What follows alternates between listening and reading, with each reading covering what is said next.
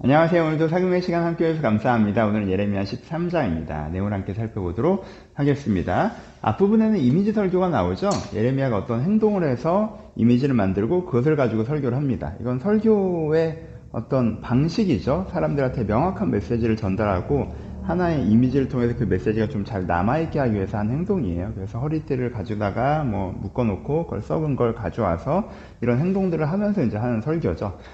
설교의 내용은 무엇입니까? 유다가 허리띠라는 거죠. 그렇죠? 유다가 원래는 어떤 허리띠였어요? 왕의 허리띠였죠. 하나님 앞에 붙어 있어서 되게 권위와 능력과 영광 있는 허리띠였어요. 그러니까 이 왕의 허리띠는 왕의 허리에 붙어 있을 때 되게 권위를 상징하는 거고 능력을 상징하는 거란 말이에요. 그렇죠? 그래서 왕의 허리띠였어요. 유대는 하나님과 함께 하면서 하나님의 놀라움을 자기 안에 구현해낼 수 있는 존재였습니다. 그런데 어떻게 됐죠? 풀려버린 허리띠가 됐죠. 그래서 왕으로부터 풀려져 버렸어요. 스스로는 아무것도 할 수가 없어요. 여기 붙어 있을 때는 의미가 있는 거야. 그렇잖아요. 허리띠는 여기서 쫙 자기 위치에 있을 때 의미가 있지만 풀려져 버리면 그냥 아무것도 아니잖아요. 그렇죠? 나 풀려버리는 것에 지나지 않죠. 근데 유다는 본인이 대단한 존재이냐 풀려버린 허리띠가 되었어요. 그래서 결과적으로 어떻게 됐는가? 하나님께서 너를 썩은 허리띠로 만들겠다라고 하시죠. 그렇죠? 이것은 뭐예요? 유다의 교만을 꺾겠다라는 뜻으로 말씀을 하셨어요. 그렇죠? 그러니까 이들이 하나님과 함께 있을 때 빛나는 존재인데 스스로 잘났다고 해서 우리가 스스로 잘난 존재가 아니구나를 깨닫게 하시겠다. 유다의 썩음이 그에게 겸손이 될 것이다 라고 말씀하시는 부분입니다. 그래서 핵심적인 내용은 뭐예요? 그들의 교만을 꺾기 위해서 그들 가운데 심판과 고난이 올 수 있다. 이 심판과 고난을 통해서 너희들이 하나님께 의지해야 되는 존재구나를 깨달아야 한다. 어떻게 보면 이 설교를 듣고 그 고난을 당하기 전에 미리 하면 제일 좋겠지라는 말씀을 하시는 것이 허리띠의 설교라고 할 수 있습니다. 두 번째는 포도주에 가득 찬 가죽부대의 설교를 하시죠. 모든 가죽부대에 포도주가 가득하리라 이렇게 예레미야가 얘기하니까 저 당연한 소리를 해? 약간 그건 와인병에 와인이 채워지리라 이런 말 같은 거니까 이렇게 당연한 소리를 해? 라고 얘기하니까 이미지 설교죠. 내가 하는 말의 핵심은 그 이미지를 통해 핵심은 그 가죽부대 하나하나가 너희 한 사람 한 사람의 비유인 거고 너희가 완전 술 취한 존재들이야. 술 취한 자만을 갖고 있어. 원래 취하면 막 이러잖아요. 근데 사실은 틀린 말이고 사실은 틀린 행동인데 술 취하면 그게 틀렸다는 걸 인지를 못 하잖아요. 그러면서 이제 자기들끼리 이렇게 치고받고 막 이렇게 충돌하고 이런 다 술 취해서 벌어지는 난장판의 이미지를 제시하는 거죠. 이 나라가 그 꼴이야. 너희들이 지금 다 맞다고 너는 느끼지. 술 취한 사람도 그러더라고. 본인이 틀렸는데도 막 갈짓자로 걷는데도 자기가 똑바로 걷는다고 그러더라고.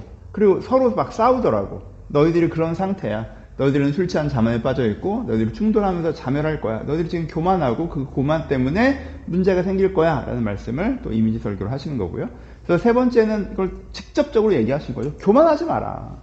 네 지금 교만하다. 교만하지 마라는 문장을 정확하게 얘기하시죠. 통곡하게 될 것이다 라고 이야기를 하시는, 교만하지 말라, 그 결과 좋지 않다 라는 얘기를 하고 계신 게 세 번째고, 네 번째는 다시 보면 패망의 예언, 그림은 구체적으로 그려주시죠. 너희들이 계속 이렇게 교만하게 행동하면 북방의 군대가 올 것이고 너희가 놀라고 고통당할 것이고 포로로 끌려갈 거야. 그리고 그때서야 왜 이런 일이 생겼는지 했더니 우리가 죄악을 범하고 있으면서도 아닌데 그거 틀린 거 아닌데 이게 맞는데 라고 우리가 교만하게 죄악 속에 머물렀기 때문에 우리가 그랬구나 라는 걸 너희들이 경험하게 될 거야. 그러니까 이런 걸 경험하기 전에 빨리 회개해라. 이렇게 썩은 허리띠가 되기 전에, 충돌의 자매를 시작되기 전에, 통곡이 오기 전에 교만하지 말고 겸손히 주님의 음성에 귀를 기울여라 라고 하는 겸손에 대한 설교를 하고 계신 것이 1번부터 4번까지고요. 그리고 5절에 아주 중요한 결과적인 핵심적인 말씀을 하시죠. 뭐라고 해요? 흑인이 그 피부를 검게 할 수 있느냐, 표범이 그 무늬를 없앨 수 있느냐. 이거 못한다는 얘기잖아요 원래. 근데 할 수 있을진데 죄악에 익숙한 너희들도 선을 행할 수 있다. 우리가 문제인지는 알겠어요. 근데 이거 내가 안 바뀔 것 같은데 아니야, 너희 바뀔 수 있어 라고 얘기하시는 부분이죠. 그래서 뭐예요? 심각한 문제의식을 가지고 명확한 희망을 가져라. 너희들이 문제가 진짜 심각한 걸 알아야 돼. 하지만 여러분들 희망이 절대 사라지지 않고 있다는 것도 알아야 돼. 그래서 이 심각한 문제를 고치려고 해야 되는 도전의 말씀이 한 절로 담겨져 있습니다. 이렇게 교만에 대한 설교를 하고 있는 게 예레미야 13장이고요. 적용해 봅시다. 첫 번째, 교만하지 않으셔야 돼요. 교만하지 않으셔야 돼요. 교만하지 않는다는 건 무엇입니까? 자기 의견에 심취하지 않고 하나님의 뜻에 귀를 기울이는 것입니다. 우리가 내 논리를 딱 세워놓고 하나님, 내 말이 틀렸으면 설득해봐요. 이건 교만한 사람이에요. 그렇게 하는 게 아니고 누구나 자기 입장이 있고 자기 견해가 있고 그게 있지. 자기 대전제로 말미암아 이 전제가 맞다는 전제하에 자기 입장이라는 전제하에 자기 이해관계, 자기 이익, 자기 세계관이라는 전제 하나의 논리를 세우면 그럼 누구나 그게 맞죠. 그렇죠? 그때부터 논리 싸움인데. 그게 아니라 내 입장은 이거고 내 논리는 이건데 하나님께서는 뭐라고 말씀하시지?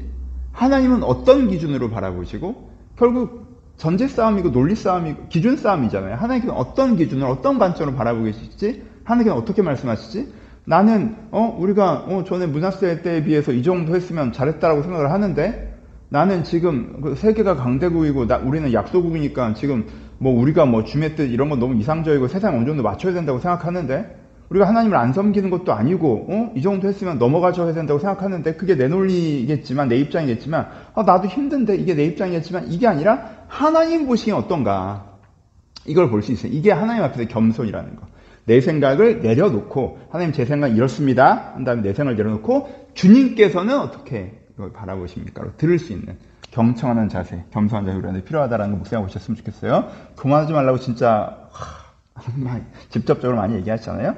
그리고 두 번째, 이 구절이 너무 소중한 구절이죠. 제가 사랑하는 구절이라 심각한 문제의식 명확한 이방. 그렇잖아요. 이게 위로가 될 때가 있어요. 네가 변할 거야 라고 얘기하는데 나는 안 변할 것 같은데 이럴 때 있는데 야, 흑인이 피부를 바꿀 수 있을까? 못 바꾸죠. 근데 바꿀 수 있어. 하나님이 하시면. 너도 할 수 있어. 이 말이 네 문제가 얼마나 심각한지 알아. 네가 얼마나 안 바뀔 것 같다고 네가 느낀지 알고 네가 바뀐다는 게 얼마나 어려운 문제인지 내가 알아. 그런데 할 수 있어. 이 말씀이 되게 저는 힘이 되더라고요. 여러분들의 죄의 문제, 여러분들의 여러 가지가 너무 심각해서 안 바뀔 것 같으십니까? 심각하지 않다는 게 아니에요. 너무 심각하다는 걸 알고 계세요. 근데 그럼에도 불구하고 바뀔 수 있다고 얘기하십니다. 우리가 이 말씀을 붙잡고 우리 안에 부족함과 죄의 문제들이 있다면 하나님과 함께 바꿔나가기로 다시 한번 결단해 보셨으면 좋겠습니다. 어떤 면에서 예레미야서 전체 주제 중에 하나라고 생각합니다. 이들 가운데 심각한 문제가 있지만 이들 가운데 명확한 희망도 있다는 거. 우리가 이것을 마음에 잘 새기셨으면 좋겠습니다. 감사합니다.